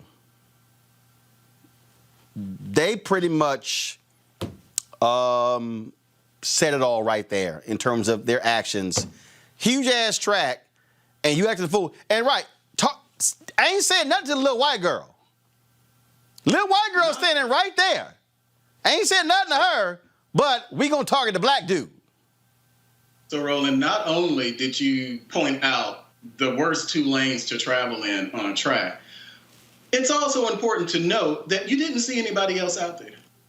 So this wasn't a busy track. This wasn't so many people that the white guy couldn't move into another lane, it wasn't that type of situation at all. He saw someone on the track, someone black, this black man on the track, and he decided to make hay out of something that is really, really ridiculous. Now, if we saw the black guy, and this could be the black tax that we have on each other, where we don't want to get out of pocket because then things will end up turning on us. But the black guy was essentially silent. He didn't say a whole lot. The person who was holding the camera is the one who did a lot of the talking. But a white woman. Right. It was a white woman who actually did the talking. The fact is that if it were me, the likelihood of the guy, especially when he came in my face, I probably would have had some type of assault charge at that point because he wouldn't have been in my face at all. But I understand definitely from the brother's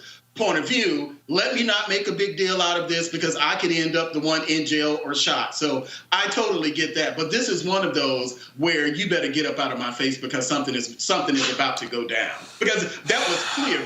I would have been screaming from the top of my lungs the entire time, you are a racist. Every time he said something, my response would be, you are a racist. I would have continued to say it. And the fact that you had a little white girl who had the wherewithal, the governance of mind to say that I'm being treated differently than the black guy here, you already know that if it's a small child that can witness this, then you own some BS. That's what you own. Kelly? Everything's been said. It is amazing to me how you feel so entitled to to be in a public space like that and basically try and stake your territory as if you own it, as if it's yours. Like, the caucasity of it all really is just amazing to me. It astounds me.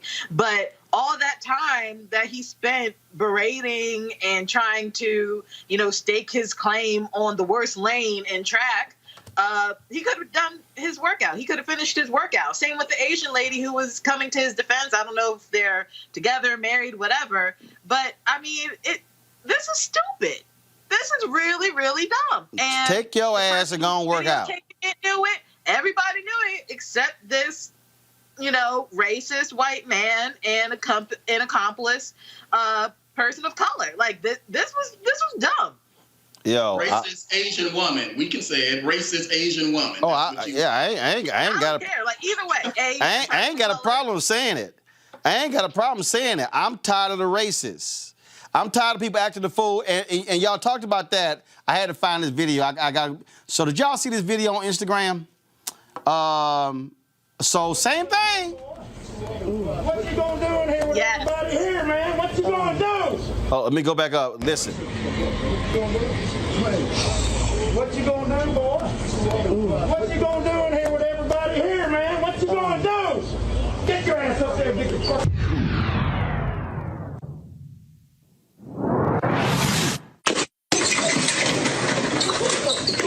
Hey! What you gonna do, boy?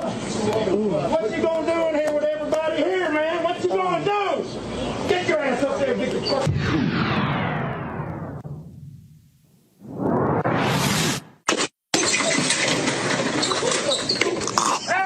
I keep telling y'all, what you gonna do, boy? Get your ass up. You didn't let your mouth. I keep telling, look, folk not gonna just let you say whatever you want to say. I ain't inciting violence. I'm not. All I'm saying is, I'm telling you, if these folk stand up here and they keep saying crazy stuff, ass whippings are going to follow. That was a much deserved one. I'm glad that he got that hit in, because after I heard boy, I was saying to myself, oh boy, he's about to get hit. No, here's another one. Here's another one. It was a Trump rally, and my man in the red ran up against the wrong brother. Watch this. Hey!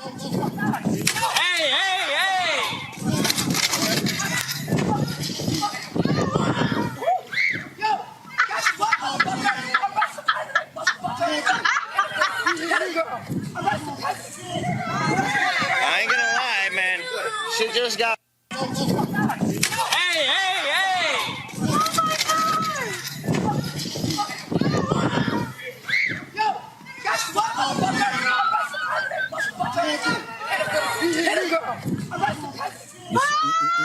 You see that Trump flag?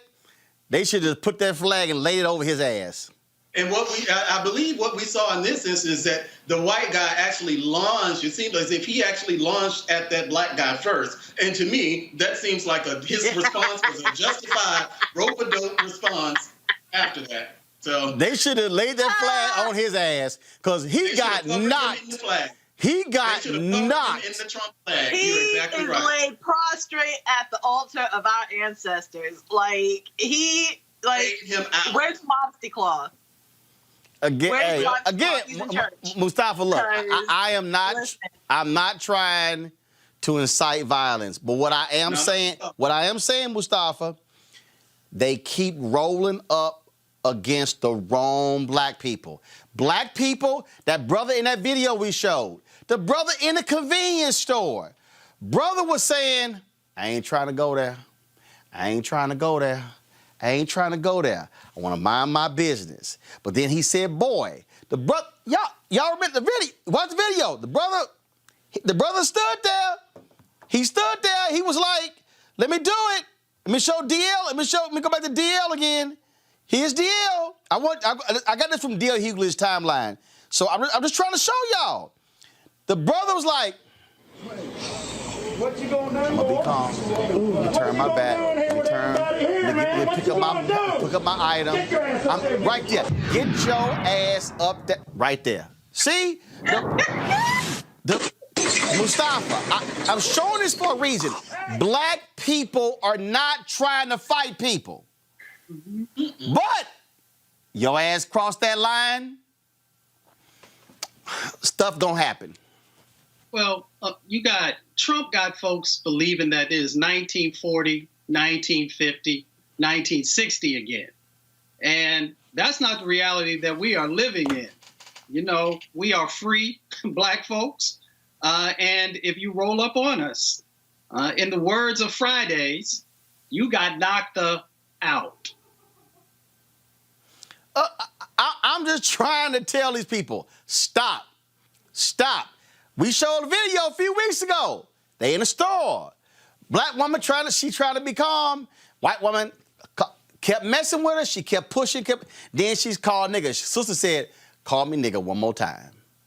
And the white woman went, nigga. And then she began to pummel her ass. And then she was whooping her. I told you, don't call me that. Kelly, look, I'm warning.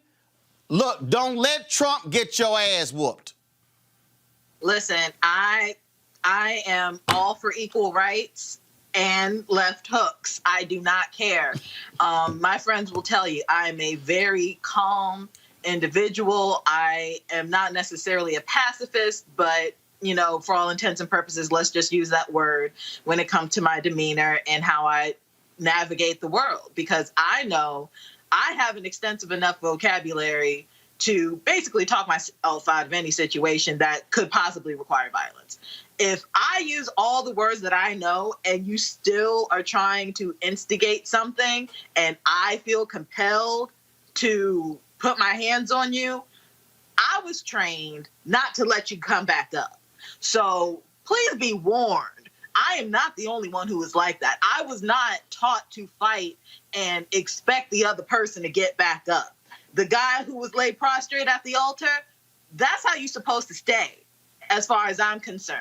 Because if you cannot use your words or leave the situation entirely, what are you getting back up for? To do it again? I don't think so. All right, y'all. Let me go to a commercial break. When we come back, we're going to talk about a conservative radio talk show host in Pittsburgh who was taken off the air because she actually said, yo, y'all should shoot protesters. We'll talk with a conservative out of Pittsburgh to give us the latest on what's happening there. That's next to Roland Martin Unfiltered. What's up? This is Aldous Hodge, and you're watching Roland Martin Unfiltered. Hey, everybody, it's your girl, Sherry Shepherd, and you're watching Roland Martin Unfiltered. Hey, Roland. This is Tim Story, director of Shaft. You're watching Roland Martin Unfiltered. What up, y'all? This is Method Man, Mighty Wu-Tang Clan. You watching Uncle Roland Martin, and the show is Unfiltered. Make sure y'all tune in. Laura Ingram, you suck. As our community comes together to support the fight against racial injustice, I want to take a second to talk about one thing we can do to ensure our voices are heard. Not tomorrow, but now. Have your voices heard in terms of what kind of future we want by taking the 2020 census today at 2020census.gov? Now, folks, let me help you out. The census is a count of everyone living in the country. It happens once every 10 years. It is mandated by the U.S. Constitution. The thing that's important is that the census informs funding, billions of dollars, how they are spent in our communities every single year. I grew up in Clinton Park in Houston, Texas, and we wanted new parks and roads and a senior citizen center. Well, the census helps inform all of that and where funding goes. It also determines how many seats your state will get in the U.S. House of Representatives. Young black men and young children of color are historically undercounted, which means a potential loss of funding of services that helps our community. Folks, we have the power to change that. We have the power to help determine where hundreds of billions in federal funding go each year for the next 10 years. Funding that can impact our community, our neighborhoods, and our families and friends. Folks, responses are 100% confidential and can't be shared with your landlord, law enforcement, or any government agency. So please take the 2020 census today. Shape your future. Start at 2020census.gov.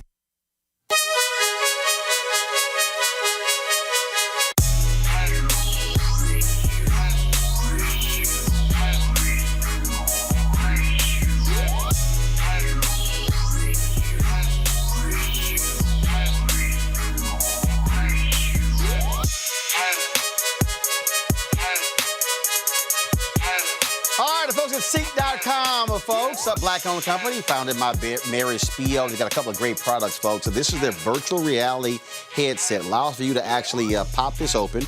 You drop your cell phone right into here, close it up, and then you're able to watch VR content right here with this headset. So actually it's pretty cool. So you don't just put it on, and then this is how it looks. And so what then happens, you can watch the content that's on Seek.com.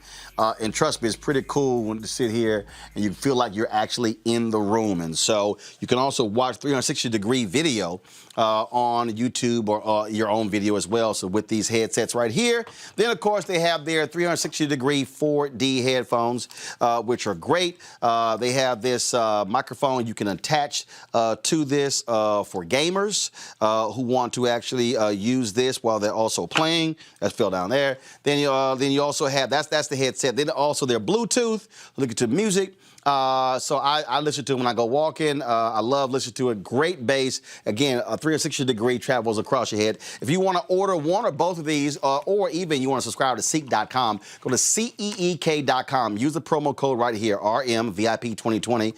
RMVIP2020 to get these products. Certainly make for great gifts. And so we certainly appreciate them being a partner here at Roland Martin Unfiltered, where we also support black entrepreneurs who are also doing some great things. And so to Mary Spiel and her team, thanks a bunch for that. All right, y'all, let's talk about, speaking of radio, a controversial radio host at KDKA Radio in Pittsburgh. She's sitting her ass at home right now. She's been taken off the air indefinitely. The decision to take Wendy Bell off the air comes after a clip of her advocating for park rangers to shoot protesters went viral. My easy solution for the park rangers and hopefully snipers who are going to be watching for this is to shoot on sight.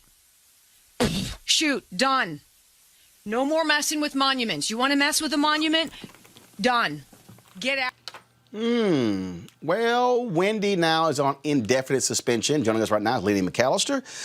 Lenny's a conservative, director of Western Pennsylvania for Commonwealth Foundation. Lenny, this has gotten lots of attention there in Pittsburgh. Now, first of all, has she been fired or is she suspended indefinitely without pay? What's the status? As of right now, definitely suspended. They were supposed to have a protest in the KDKA studios today, but only about 15 people showed up, so that didn't go as well as her supporters would have hoped that it did go. So as of right now, from what I'm hearing, is she'll be off the air for the rest of the week. So in essence, she got Friday off. She was going to probably have Labor Day off anyway. She's probably going to be off the rest of this week, and a determination will be made after that. The thing that jumps out again, this whole notion of, wait a minute, so conservatives like her, they love the Second Amendment, but they don't like the First Amendment. Or due process or anything else that comes with those Bill of Rights. And the shocking thing about that, Roland, is I did my shows at KDKA from that same microphone when I was a host on KDKA not that long ago. And I know what it was like to be a conservative on a station that by and large leans a little bit to the left depending on the host. So people are trying to make this out to be conservative versus liberal. But the truth of the matter is, if you're a constitutional conservative, you believe in due process, innocent until proven guilty. Let the criminal justice system deal with any type of law breaking. Unfortunately, fascism is fascism. And what she's asking for is basically justice on sight, which is the epitome of what people were talking about with police and other type of renegade forces, judge, jury, and executioner that we've been seeing in the streets for quite some time. It plays right into that narrative. And unfortunately, people have played right past that, and they're trying to make this about whether they're taking off a Trump supporter off the air when it has nothing to do with that. Well, and again, I mean, she's saying shoot them on sight. I mean, this is a woman advocating for state-sanctioned violence against Americans. without due process, which is a constitutional right for every single American citizen, regardless of how guilty or how much in the act you are caught. Again, let's not talk about all the different assailants that have been caught after committing violent crimes. Here in Pennsylvania, Eric Frein had killed 2 police officers, 2 state troopers, and was brought in, unmarked. He's in a jail cell right now, went through the criminal justice system, was found guilty. We have plenty of cases like that. But then when you have this as an advocacy, something that's being said, and again, she said stuff similar to this in some instances on her personal Facebook page. But to say this in the KDKA studio, which is supposed to be the quote unquote voice of Pittsburgh, a radio station that's the oldest in North America, and to advocate for this type of violence, it's un-American and it's uncalled for, and I'm glad she's off the air. You have folks who despise protesters. We've heard this sort of language before. And again, you have this. It amazes me when I hear conservatives, especially those on Fox News and conservative radio talk show hosts, love talking about, the victimization of black people. These are some of the biggest people who swear they're victims. I'm being attacked because I'm conservative or I'm Republican or I support Trump. No, you literally looked into the camera and said, take them out. Shoot protesters. Yeah, it's unfortunate. That's on her. That's on her. Yeah. And as you well know, Roland, there's a lot of conservatives that hate the victimization of black America, and they'll say that black people feel like they're too victimized, et cetera, et cetera. But the very first card they play in a debate is, I'm being victimized because I'm a conservative. This is part of the card that's being played right now with some of her supporters online, and it's just egregious, and it's you have a responsibility. We all know this on the air. We have a responsibility to speak a certain way. You can be provocative. You can push the envelope. You can say things that other people may not say in order to get them to think. But you cannot advocate for violence. And if you're a constitutional conservative, you're never supposed to be able to talk outside the realms of the Constitution, because that's when you start getting into the extra-American things. That's when you start talking about socialism, communism, or fascism. And it's amazing how in these modern times, even with somebody like Wendy Bell, my fascism is fine, your fascism is un-American. Because that's basically what she's saying, and a lot of what her supporters are saying right now. And I say none of the fascism is right. Either we have a constitution or we don't. And that's exactly why people are protesting in the streets today. She should be off the air. Let's see if they actually take her off it completely. We'll see. All right, Lynn McAllister, we appreciate it. Thanks a lot. Thank you. God bless. Appreciate it. Kelly, should she come back on the air? No. What she did was unconstitutional, period. This isn't about, like you said, this is not about political party lines. This is about you literally violating your own protection, being the First Amendment. Basically, you can say almost whatever you want under First Amendment protections, but for inciting violence, and that's exactly what she did. And considering her base and her audience, I don't know what the numbers are in terms of ratings and how wide her audience is, but the fact that she said that at all, I don't care if it's to one person, you violated the First Amendment constitutional protection for free speech by doing so. So no, she should not be back on the air. What she did was jeopardize the integrity of the First Amendment and other radio hosts who do programming such as shock value, like I'm thinking, like Howard Stern and even Rush Limbaugh, things like that. I haven't heard Rush Limbaugh say anything like that either. And he's something in the conservative party. So the fact that she said something so outrageous. Rush says some ignorant stuff. Huh? He has, but I personally do not recall him saying outright, blatantly say, shoot some protesters. Now, if he has, I stand corrected. He said other stuff, but Mustafa, stay and go. That's what I'm saying. Like, you can say what you want, don't incite violence. Right, Mustafa. Mustafa, stay or go. She has to go. But the question is, why did KDKA actually hire her when she had been fired before by WTAE? They saw the things that she said, and they decided to fire her. So no one did their due diligence before they hired her for KDKA. All right. Millet, stay or go? Yeah, she has to go. And I think, and that's something that Lenny was actually talking about, there's a responsibility that it's different between. I don't advocate it regardless. I'm always pushing back on people, even online, who advocate for violence or praise or getting happy because someone died or is ill or something like that. But when you have a platform, you have a responsibility, and that's why I'm careful not to advocate for any type of violence. What she did was advocate for violence. I'm sure her defense is that I was just trying to be provocative. Well, you shouldn't have the space for that type of provocativism, because that is literally advocating for violence. So no,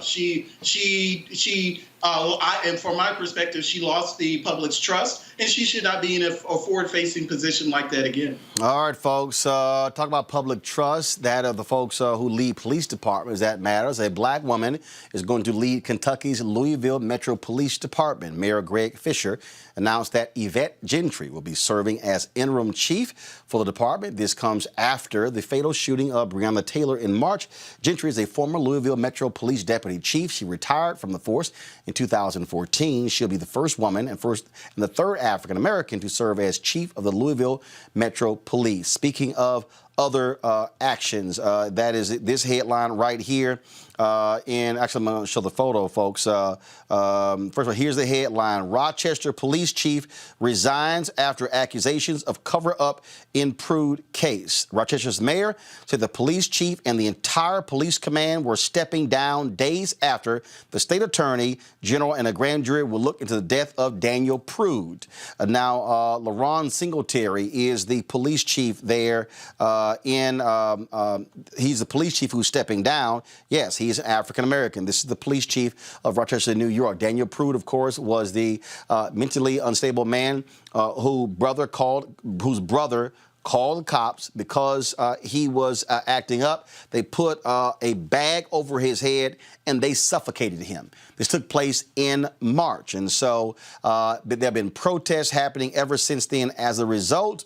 And so so he is out, and the top command is out as well. So we'll see what happens next in Rochester. Let's go to Dallas. Renee Hall, she is out as police chief. This is a photo of her. She submitted her resignation to the city manager of Dallas today. This is her letter. Please accept this letter as official notification of my resignation as a chief of police for the city of Dallas, effective November 10th, 2020. She said, over the last few months, I have received a number of inquiries about future career opportunities. As you can imagine, for many reasons, I must keep my next career step confidential. Let me assure you that I will remain committed to my true calling, which is law enforcement. She has been under heavy scrutiny in Dallas because of a rise in crime, also because of a protest that took place downtown where a number of businesses had severe damage. She was faulted by the city council for allowing that to happen, or allowing police not to step in and stop the damage from taking place. And so those are the actions there. All right, folks, let's now go to some viral ads that have been circulating on social media. Let's talk, and we'll talk about them on the other end. So here is the first viral ad. Folks, that's not it. That ain't it. Thank you. That's it. Here we go. I enlisted in the U.S. Army Air Corps in World War II. I was on Bataan. We fought the good fight with what we had, and it wasn't enough.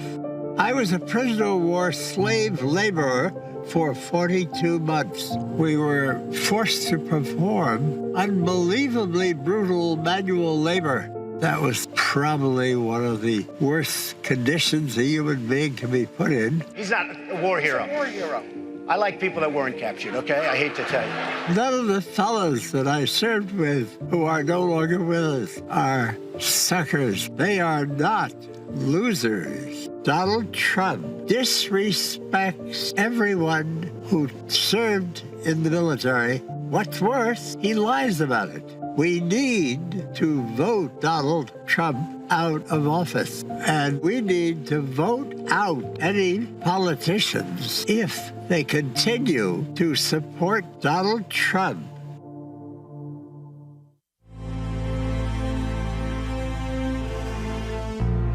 We choose to go to the moon in this decade and do the other things, not because they are easy, but because they are hard. Mr. Gorbachev, tear down this wall. We will respond with that timeless creed that sums up the spirit of a people. Yes, we can.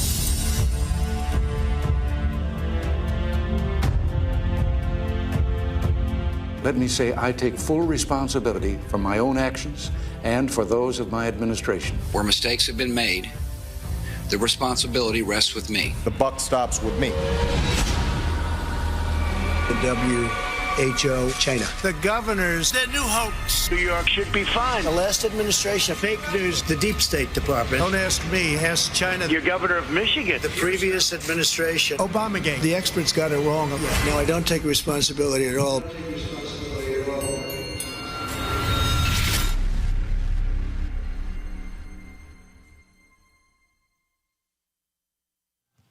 Nobody knows the system better than me. Does DJT have NPD? Can you handle it? I don't think so. Some of the best minds in psychiatry have claimed publicly that President Donald J. Trump suffers from narcissistic personality disorder. I'm the best in business. I'm sexually the best. They're talking about penis sizes. No empathy. Everything has to refer to me. He's paranoid. But why trust the experts when you can examine him yourself? According to the Diagnostic and Statistical Manual of Mental Disorders, those with narcissistic personality disorder exhibit the following traits: an exaggerated sense of self-importance, The one that matters is me. a preoccupation with fantasies of unlimited success, I've been very successful. Everybody loves me. power, I have the right to do whatever I want as president. brilliance, Putin did call me a genius. beauty, or ideal love. And when you're a star, they let you do it. You can do anything. Whatever you want. Grab them by the The belief that they are special I am the chosen one. and should associate with only other high-status people. This has been in particular a great friendship. Those with NPD require excessive admiration, It was the biggest standing ovation since Peyton Manning won the Super Bowl. are interpersonally exploitative. I love Mexican people. I've had thousands of Mexicans working for me. They show contemptuous behaviors, I don't know what I said. have a sense of entitlement, I'm really rich. and lack empathy. 1,000 Americans are dying a day. It is what it is. So you tell me, do you think DJT has NPD?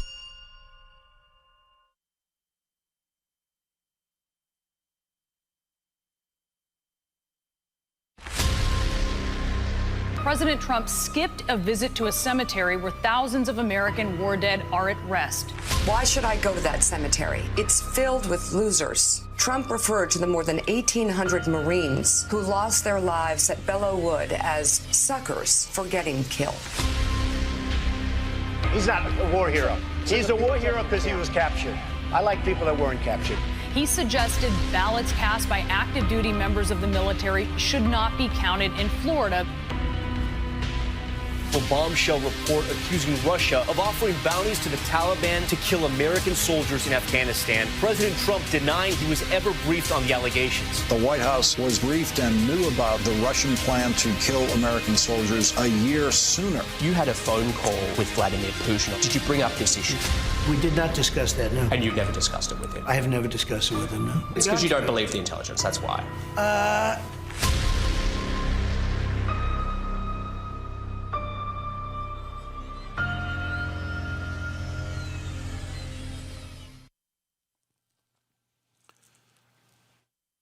Folks, 55 days until Election Day, November 3rd. Of course, we need to want you to make sure that you are registered to vote. I got a text message over the weekend from someone out of Houston who watches our show. He said, "Thank God for your show." He said, "I was registered. I actually have a registration card. Because I watch your show, I went to vote.org, checked my registration, and I wasn't registered." He said, "I had gotten purged." So, folks, listen to me. Heed these warnings. Double check. We saw what happened in Georgia. We had Greg Palast on the show where they purged. More than 300,000 people in Georgia. Almost 70% of those that got purged were wrong. So please go to vote. Come on, show it, please. Go to vote.org. You can right there check your registration. You can also register to vote. can vote by mail. You can also fill out the 2020 census form. This is important because we cannot allow ourselves to get screwed when it comes to this election. And so I need us to actually do that and stay focused. Purging is real, and I want people to understand that. Let me thank our panel for today. Kelly, thank you so very much. Mustafa, Melik as well, thank you for being with us. We're going to keep pushing this. People, get registered, check your registration. We don't want there to be any drama. All right, y'all, Friday, we, of course, had our anniversary.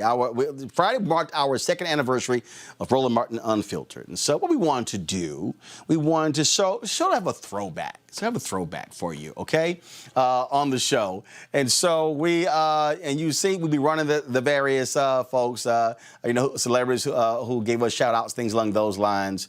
But y'all might remember this is one of the best of Roland Martin Unfiltered. Roll it.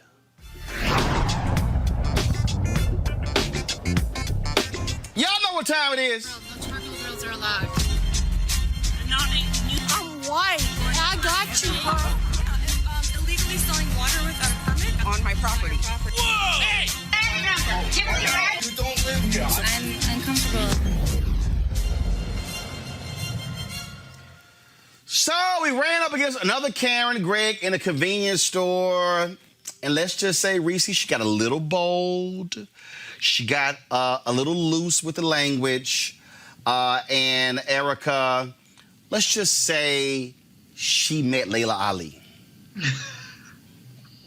I'm not here, Karen. My husband is right there with his black ass. Okay, I don't give no fucks. All I said was excuse me. The fuck? Watch your mouth. Watch your fucking mouth. I said excuse me. Okay, I said excuse me. You gotta have a room with me. You gotta have a room with me. All I give a fuck past you. All I give a fuck past you. You start talking about your black husband. I don't give a fuck about your black husband. Just because you suck black dick don't mean you're not a racist. You just suck all of it. You can call me a nigga all you want to.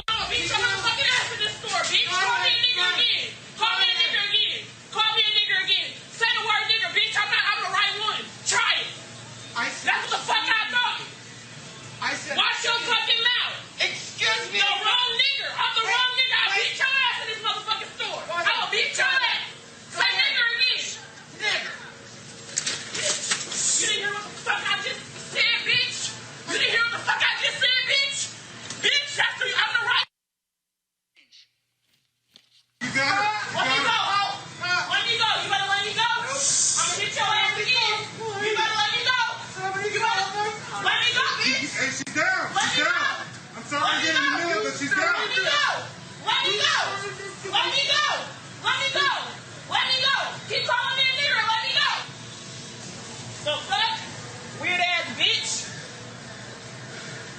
Excuse me. I come to this bitch all the time. Bitch, I'm the right one. Call 911 and tell them. Call 911 and tell them, Reese. Boy, you notice she had the nerve to sit up there and say, all I said was, excuse me.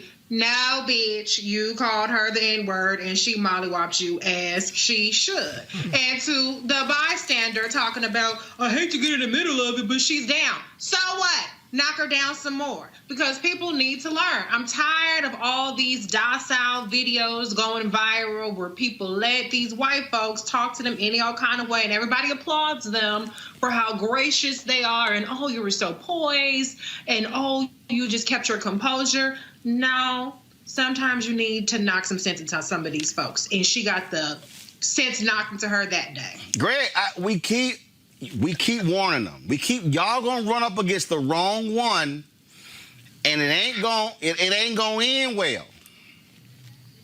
Brother, in July 1919, Claude McKay published his poem, If We Must Die, Let Us Nobly Die. And when she says, call 911 and tell them, she's saying, you crossed the threshold where I don't even care about any consequences. Call whoever you want. And like you said, like we've been saying now for years at this point, you've been running crazy ass white people. She said the thing we always say, one day you're going to roll up on the right one. She said, I am the right one. Right. I mean, but there's so much going on in that video, brother. I mean, the ironies. Here, this white woman is with a mask on. Here, this sister is without a mask on.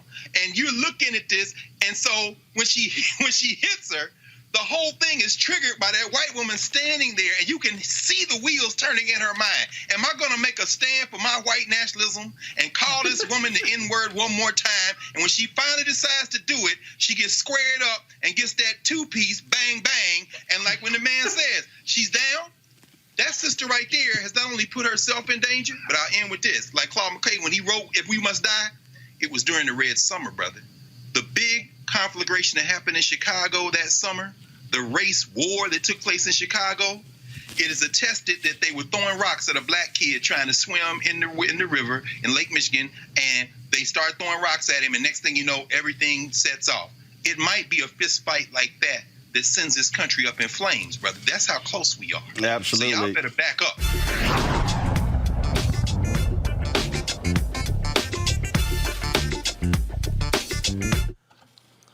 All right, shout out to Keenan White and our digital team for pulling together the best of Roland Martin Unfiltered. We're going to be showing that each and every single day this week, and so we are looking forward to that as well. So out of all the people on the team, Keenan has actually been with me the longest. We worked together when I ran the Chicago Defender, and so we certainly appreciate all the work that he does for the show. Folks, that's it. We got to go. We hope you enjoyed Roland Martin Unfiltered. We have done some great stuff. Really looking forward to beginning our third year. We want to thank all of you for joining us as well. If you want to join our Bring the Funk fan club, this is what you got to do. Simply go to our Cash App, $RM Unfiltered, paypal.me/R Martin Unfiltered, Venmo.com is /RM Unfiltered. You can also send a money order to New Vision Media, NU Vision Media Inc., 1625 K Street Northwest, Suite 400, Washington, D.C., 2006. Of course, our goal by the end of the year is to get 20,000 of our fans to join our Bring the Funk fan club. If you're watching us on YouTube, you can give right there as well. Our goal is to get folks to give $50 each. Comes out to $4.19 a month, 13 cents a day for you to support what we do here at Roland Martin Unfiltered. So your dollars make it possible for us to be able to build and grow, and that's what we're all about. We've had a heck of a 2 years, and we look forward to having a great third year. Don't forget, vote.org, ticket registration, fill it out, or to get your mail-in ballot. Also, 2020census.gov, fill it out, because our dollars matter as well. Folks, I shall see you tomorrow.